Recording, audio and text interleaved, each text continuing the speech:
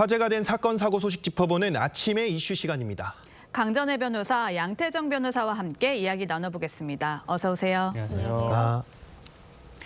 공천원금 1억 원을 수수한 혐의를 받는 강선우 의원이 20시간 넘게 이제 21시간 경찰 조사를 받았는데 2시간 전에 강 의원의 귀가 장면 보고 이야기 이어가겠습니다. 성실하게 사실대로 최선을 다해서 조사에 임했습니다. 이런 일로 국민께 심려를 끼쳐드린 점 다시 한번 진심으로 죄송합니다. 남아있는 수사에도 지금처럼 최선을 다해서 성실하게 사실대로 임하겠습니다. 1억 원 전세 자금으로 쓰신 거 맞아요? 지방선거 앞두고 김경식 의원은 왜 만나셨어요? 나중에 대질 조사 응하실 생각도 있으신 건가요? 보좌관 시켜서 돈 옮기신 거 아니에요? 소속이라도 안 되시죠? 한 말씀만 해주시죠. 이 경찰은 전 보좌관 남모 씨로부터 강선우 의원이 문제 1억 원을 전세 자금으로 사용했다는 진술을 확보한 걸로 알려졌습니다.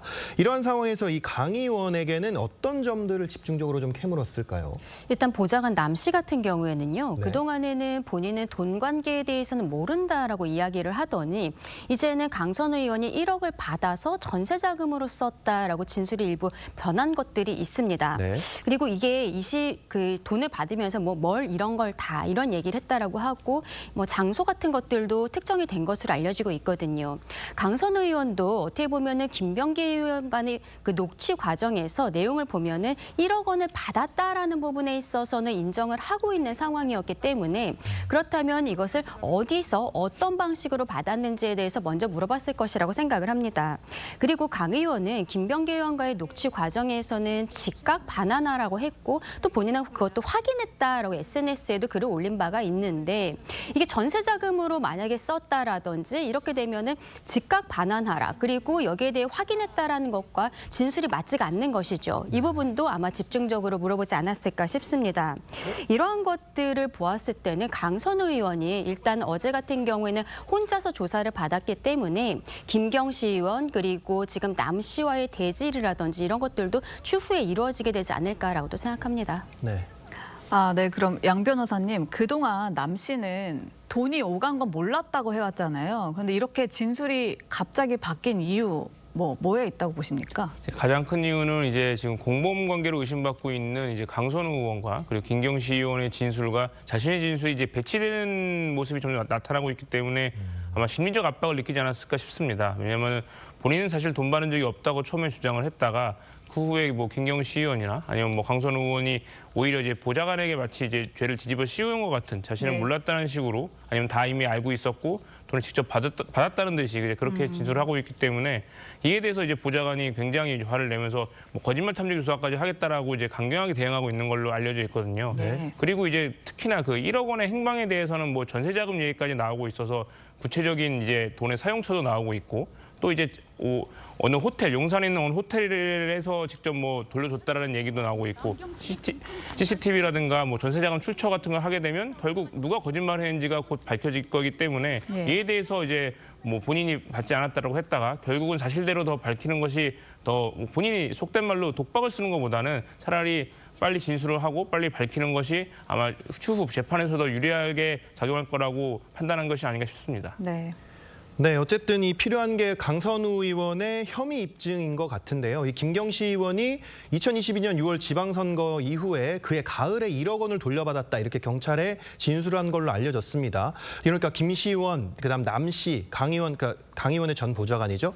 이분들의 구체적인 진술이 이 혐의 입증에 얼마나 영향을 줄 수 있을까요? 일단 강선우 의원 같은 경우는 즉각 반환하라라고 지시했다라고 했고요. 거기에 대해서 확인했다라고까지 이야기를 했는데 지금 김경식 의원은 21년 12월경에 만났고 그 당시에 돈을 건넸지만 22년 6월에 선거 이후 가을이 되어서야 반환받았다라고 이야기를 하고 있습니다. 그렇다면은 이 부분은 뇌물죄 성립에 있어서 어떤 즉각적인 반환이 있었는지 여부와 관련해서 굉장히 중요한 포인트가 되는데 만약에 강선우 의원이 주장을 하는 것처럼 보좌진이 맞다는 것을 알자마자 반환했다면 뇌물죄가 성립이 안 할 가능성이 있거든요. 다만 이것을 일부라도 보관을 하고 있었다라고 하면 나중에 반환했다고 하더라도 뇌물죄 성립에는 관련이 없다. 이것은 당연히 성립한다라는 것이 우리 대법원 판례의 일관된 입장입니다. 네. 그리고 뇌물죄로서 의율할 가능성이 높다라고 보는 것은 이것이 본인의 지역구에 있어서 출마를 하는 사람이었기 때문에 어떠한 대가성에 있어서도 먼저 추정이 되는 부분들이 분명히 있는 것이거든요. 네. 특히 그때 김경시 의원 같은 경우에는 다주택자로서 공천 배제 대상이었음에도 불구하고 단수 공천을 받는 과정에 있어서 그때 공간이 회의록 안에 강선 의원이 강하게 주장하는 내용이 밝혀졌기 때문에 민주당 입장에서도 강선 의원에 대해서 즉각적인 제명 조치를 했다는 것. 이러한 정황들도 강선 의원에게는 좀 혐의 입증에 있어서 본인에게 불리한 부분이다라고 생각합니다. 네, 그런데 만약에 이런 상황에서 강 의원이 계속 돈을 직접 받은 적도 없고 관련 사실에 대해서 전혀 몰랐다 이렇게 혐의를 계속 부인한다면 경찰이 신병 확보에 나설 가능성도 있을까요? 네, 충분히 있을 거라고 봅니다. 이런 식의 이제 뇌물 사건, 부패 사건에 있어서 중요한 거는 관련자들의 진술과 돈의 흐름이거든요. 그렇기 때문에 우선 이를 수사하기 위해서 지금 이 관련자 3명의 진술이 다 엇갈리고 있는 상황이기 때문에 결국 이제 3자 대질 신문을 이제 어느 정도 좀 그 경찰이 밀어붙일 가능성도 충분히 있을 수 있고요. 예. 특히나 그 1억 원의 행방이 뭐 전세 자금에 사용됐다라는 그런 이제 보도가 나오고 있기 때문에 그 전세 자금의 출처, 과연 이 강선 의원이 그 전세 자금을 어떻게 말을 했는지, 만약 그 김경시 의원으로부터 받은 1억 원이 거기에 사용되는지 그 흐름을 아마 쫓아서 만약 네. 그 출처가 밝혀지게 된다면 뭐 충분히 강제 수사, 그러니까 이제 구속 수사까지도 아마 염두할 수 있을 것 같습니다. 아, 예, 알겠습니다. 내란 우두머리 방조 등 혐의를 받고 있는 한덕수 전 국무총리의 1심 선고가 오늘 생중계될 예정입니다. 한 전 총리는 지난해 11월 결심 공판에서 비상계엄에 가담하지 않았다고 주장했는데 내용 듣고 이어가겠습니다. 대통령의 뜻을 돌리고자 노력하였으나 도저히 힘이 닿지 않았습니다. 비상계엄을 막지 못했지만 비상계엄에 찬성하거나 비상계엄을 도우려 한 일은 결단코 없습니다. 네, 오늘 한 전 총리 1심은요. 12.3 비상계엄 관련 내란 혐의 재판 중 가장 먼저 나오는 판결로 주목을 받고 있는데요.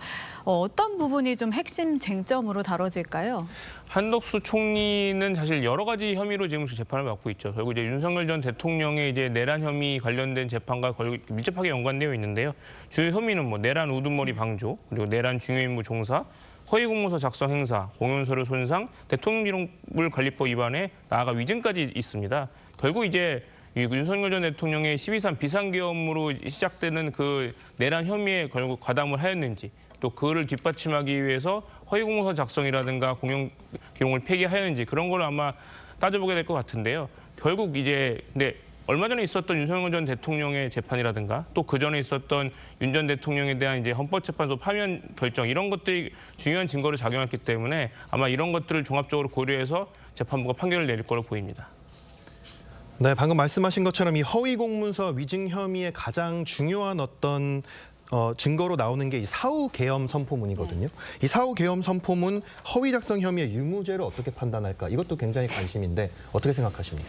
일단 한덕수 총리 입장에서는 전체적인 혐의와 관련해서는 선행 판단을 좀 봐야 되는데 헌법재판소에서 한덕수 당시 총리도 탄핵 심판이 있었거든요. 근데 결국에는 기각이 됐습니다. 네. 기각이 됐던 이유는 어떠한 적극적인 행동이 있었던 것으로 보이지 않는다라고 봤던 거죠. 그것은 결국 재판부는 다릅니다만 이번 1심 판결에 있어서도 유리하게 작용할 가능성이 어느 정도 있다라고 보고요. 그런데 이 지금 허위 공문서 작성이라든지 공용서류 손상 이런 혐의와 관련해서는 윤석열 전 대통령이 최근에 5년형을 받았을 때 유죄 판결을 받은 부분입니다. 그러면은 결국 이 부분에 있어서는 선행 판단이 되는 윤석열 전 대통령 입장에서 유죄 판단이 나온 것이 한덕수 총리에게도 어느 정도는 영향이 있을 것이라고 보입니다. 방금 말씀하신 것처럼 그러면 이 다음 달 19일에 예정, 오늘 이제 한 전 총리의 1심 선고 결과가 윤 전 대통령 이제 다음 달 19일에 예정이 돼 있죠. 내란 네. 우두머리 혐의를 받고 있는 윤 전 대통령의 재판에도 어떤 영향을 미치게 될까요?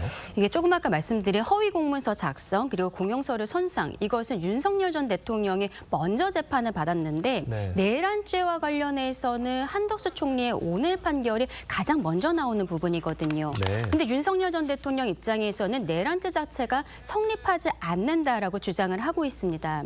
이 계엄 선포를 한 것이 내란죄로까지 이어지는 것인가? 국헌문란의 목적에 대해서 오늘 판결에서 어쨌든 일단락이 될 것으로 보이는 부분들이 있거든요. 그러면 한덕수 총리가 내란 우두머리 방조라든지 내란 중요 임무 종사 이런 형태의 일부라도 유죄 판단이 나온다면 윤석열 전 대통령 입장에서는 내란죄 자체가 성립하지 않는다라고 한 것도 판결에 있어서는 불리한 정황으로서 선행 판단으로서 작용하게 되지 않을까 싶습니다. 네, 두 분 말씀은 여기까지 듣겠습니다. 감사합니다.